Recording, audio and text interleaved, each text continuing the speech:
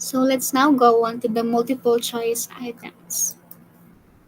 Multiple choice question or MCQ is, as you can see here, is the anatomy.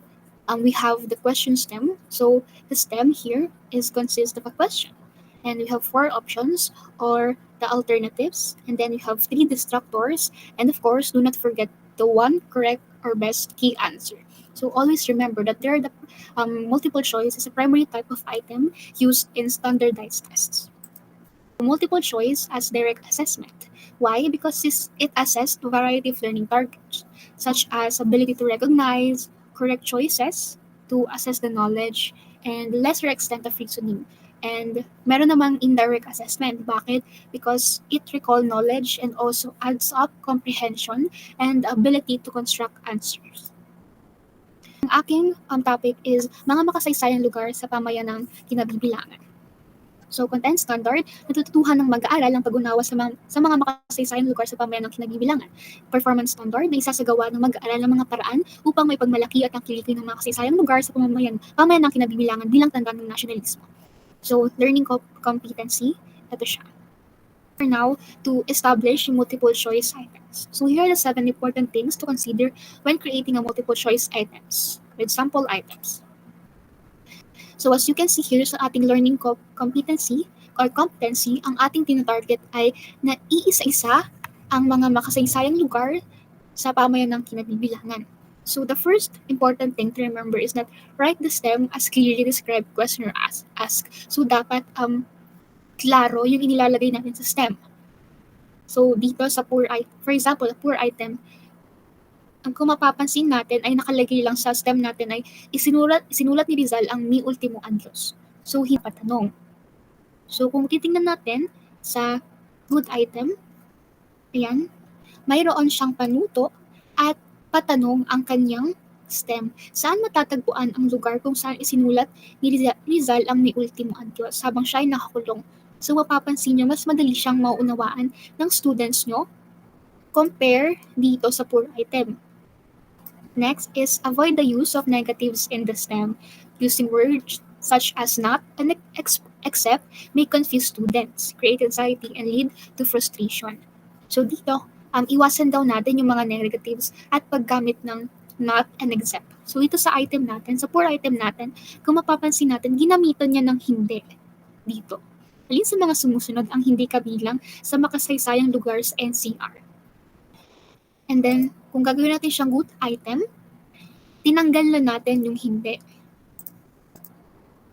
At nag-iba ang kanyang distractors base sa hinihingi ng STEM. So, tandaan natin na avoid the use of negatives. Ngunit, in case in which knowing what not to do is important.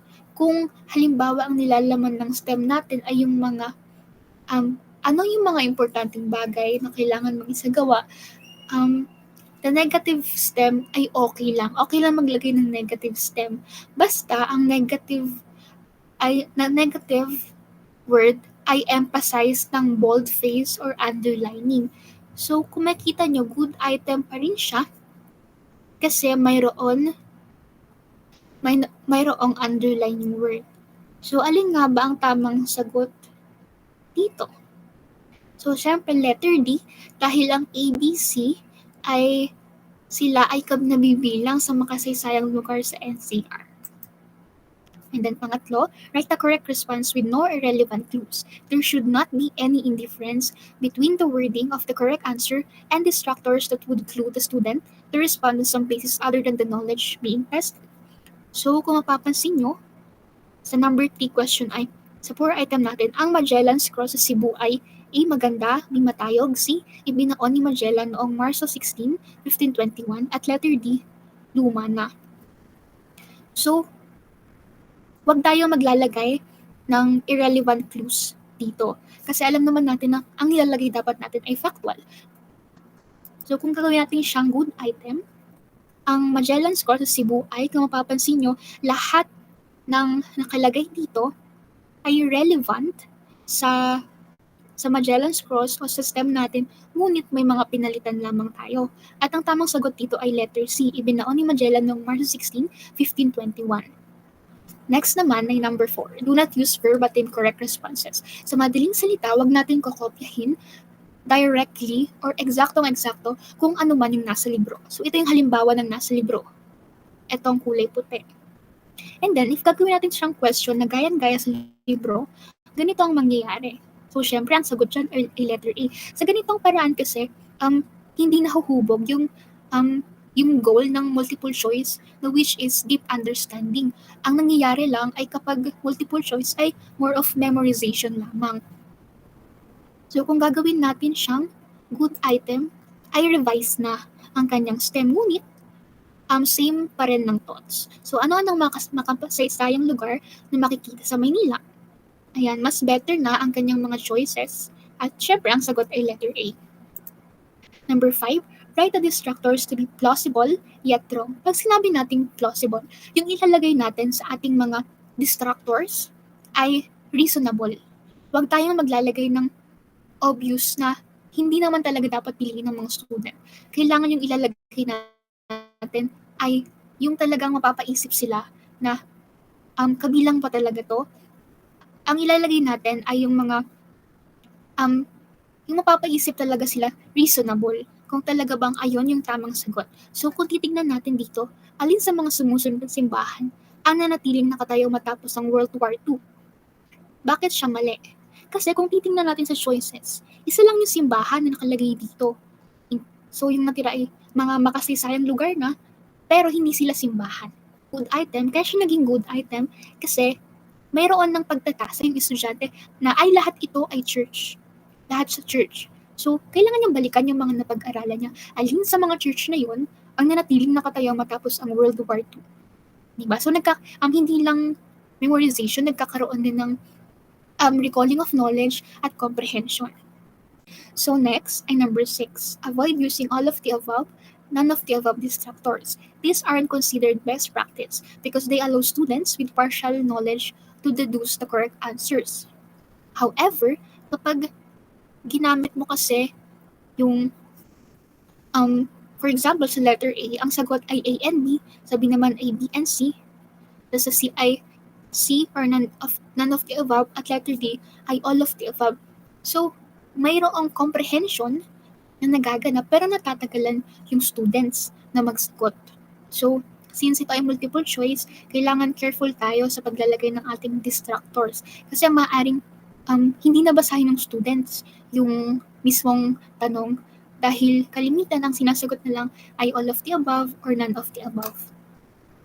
So dito sa application from the word itself, ang i-assess natin ay yung understanding ng bata sa konteksto ng application. So dito, knowing something well enough to apply it successfully to new situation is called learning for transfer. So the goal is to have sufficient understanding to transfer what is known to different situation. So since application na siya, mag-iiba na ang ating learning competency. So kung sa kanina ay naiisa-isa, ngayon naman ay naipaliliwanag na. So, tingnan natin yung example. Napagdesisyonan ni Johan na pag-aralan ang mga makasaysayang lugar sa kanyang pamayanan. Alin sa mga sumusunod ang kanyang naging tamang gawi sa pagpapalalim ng kanyang kaalaman sa kanyang pamayanan. So, dito, makikita natin yung mga choices ay plausible. Talagang napapaisip at magkakaroon ng comprehension at understanding ang bata. So, sa unang choice ay nagtanong-tanong si Johan sa kanyang mga kaibigan. Pangalawa, sumulyap si Johan sa makasaysayang lugar at tinitigan ito. Pangatlo, pinuntahan ni Johan ng mga makasaysayang lugar at kumuha siya ng litrato ng mga ito. At letter D, pinuntahan ni Johan ng mga makasaysayang lugar at inalaw niya ang kasaysayan sa likod ng mga ito.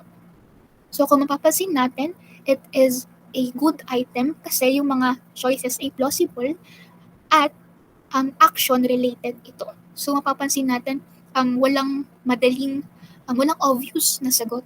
So, pero ang tamang sagot dito ay letter D. Pinuntahan ni Johan ng mga makasaysayang lugar at inalam niya ang kasaysayan sa likod ng mga ito. Ayun lamang. Thank you for watching. So next ay assessing application. So dito sa application from the word itself, ang i-assess natin ay yung understanding ng bata sa konteksto ng application. So dito, Knowing something well enough to apply it successfully to new situation is called learning for transfer. So the goal is to have sufficient understanding to transfer what is known to different situation. So since application na siya, mag-iiba na ang ating learning competency. So kung sa kanina ay naiisa-isa, ngayon naman ay naipaliliwanag na. So, tingnan natin yung example.